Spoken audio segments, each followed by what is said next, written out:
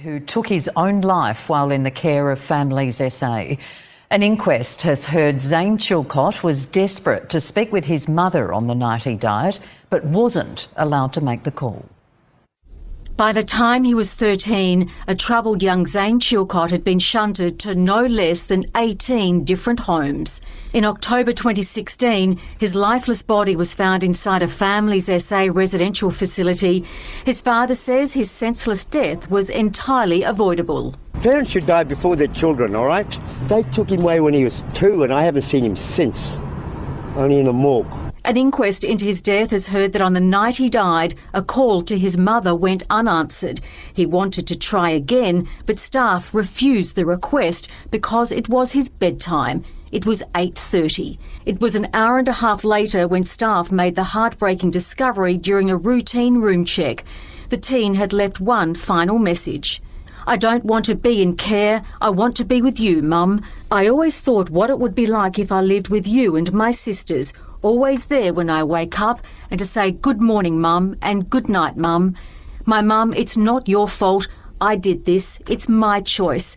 You will always be in my heart. I love you and goodbye." If my son would have had access to a phone to ring his mother up, I reckon this wouldn't have happened. The inquest was told the teenager was also the victim of alleged sexual abuse by a carer. The court heard Zane was just weeks away from giving evidence against the foster carer. His family now fears the full extent of the allegations will never be known. Counsel assisting the coroner said there were significant deficiencies in the level of care provided.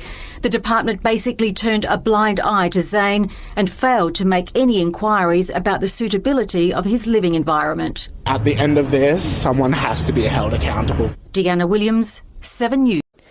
Darcy was 2 years old and Chloe was 1 when they died after their mother, Kerry-Ann Conley, left them in her car on a scorching day in late 2019.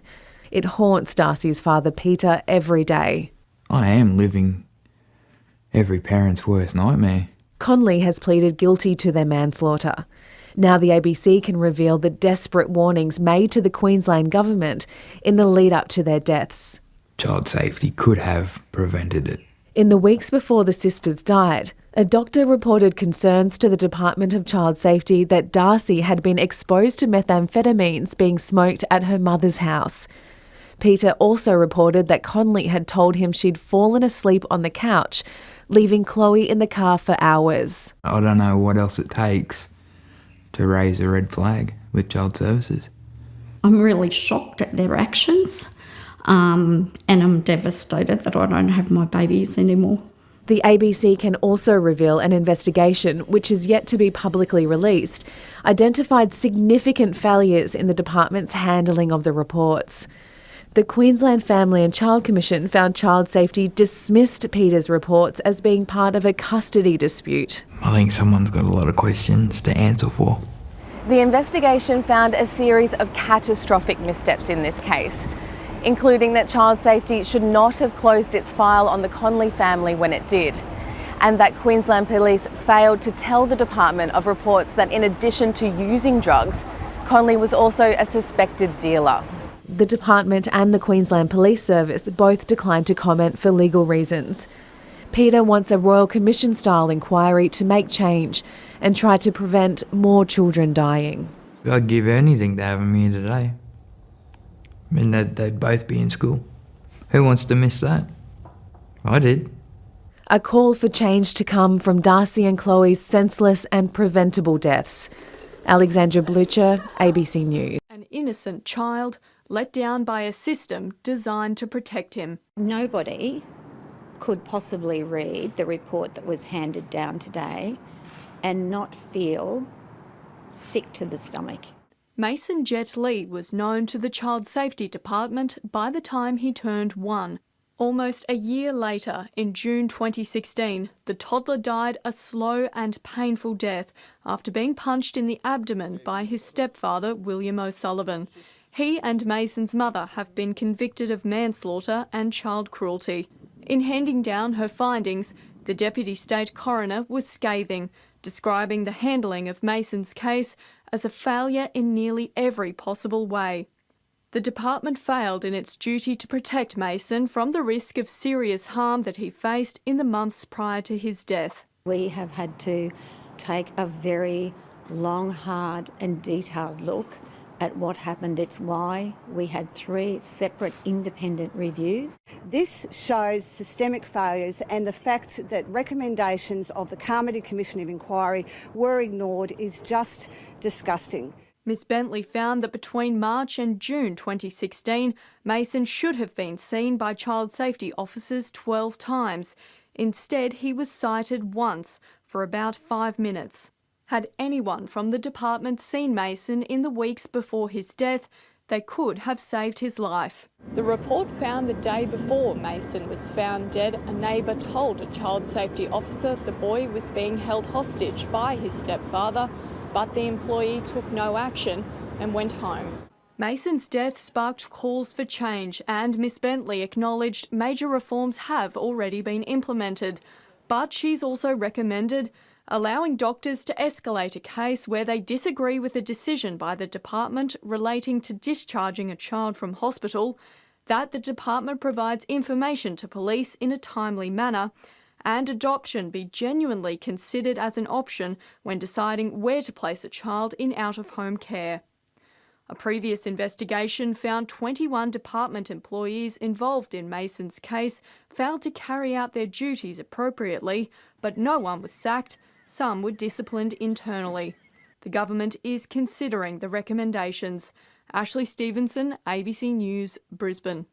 Surrogacy scandal with revelations the Department for Child Protection knew that Gammy's Australian father David Farnell had child sex convictions and a baby in his care. But it seems the Minister, Helen Morton, wasn't told. Instead, she found out through media reports. The Shadow Minister for Child Protection, Stephen Dawson, joins us on the program this morning. Good morning to you, Stephen. Good morning, Tim. This all came up in Parliament late yesterday. Some pretty strong language used by yourself and your colleagues in opposition there. You're calling it a cover-up.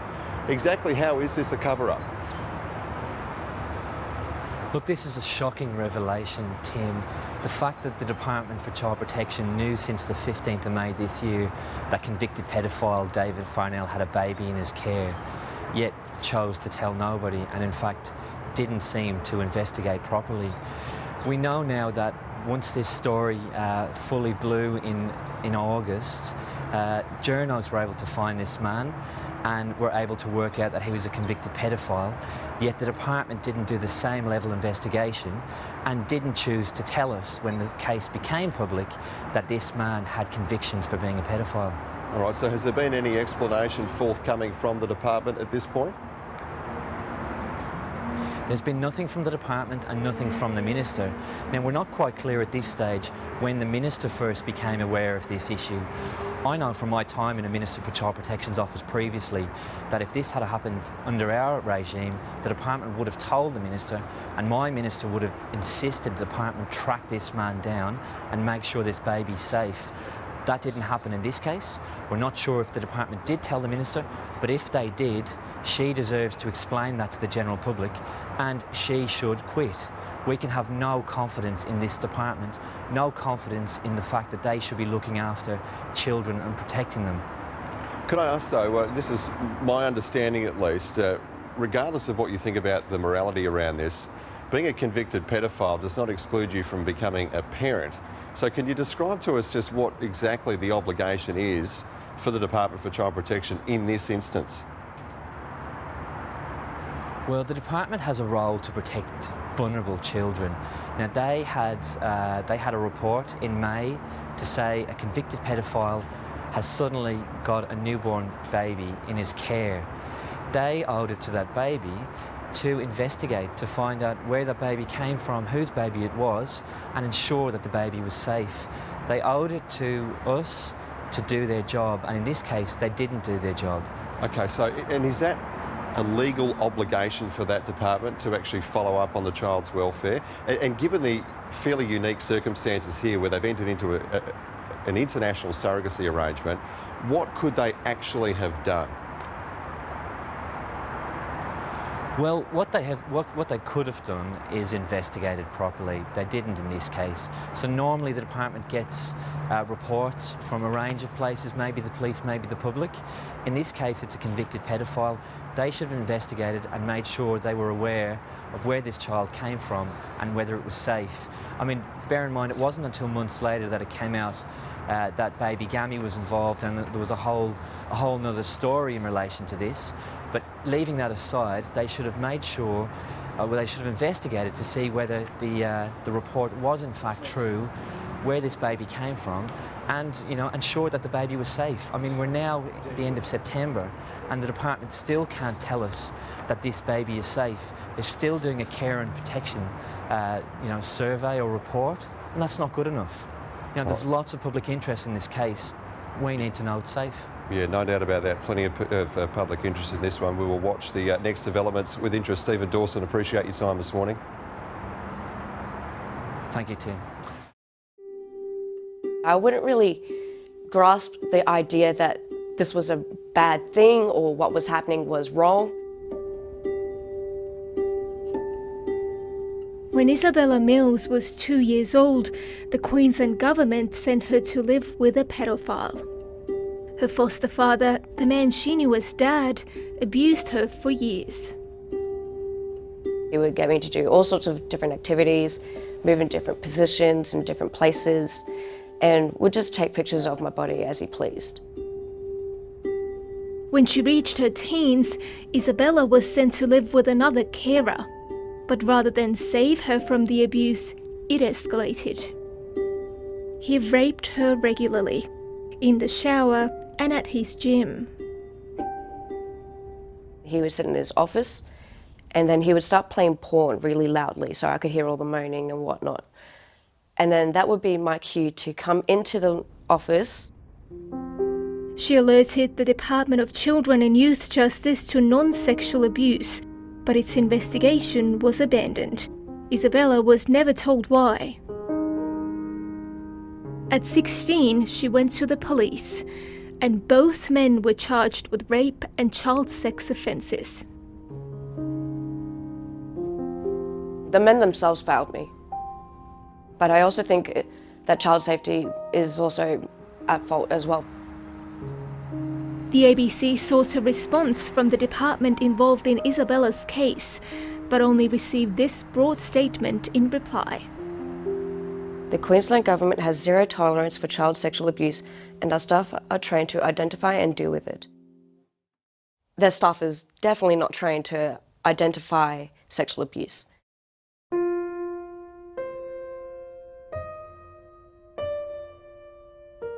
You know, I'd already overcome so much prior to coming into foster care, and yet the challenges kept just getting worse. Amy O'Brien moved 46 times in the 5 years she was in the Queensland Government's care, staying with foster carers and at group homes, or when all else fell through, in a motel room with a government worker. During one of those stays, a female worker took her shopping. It wasn't just, you know, an outfit, it was like 10 outfits. This isn't something I sort of experienced before. Like, it was like, if you like it, grab it. But yeah, it didn't feel right. Back at the hotel, the worker suggested a massage. It started off like just a normal massage, like my shoulders, but it just went like further down. I don't even want to say it.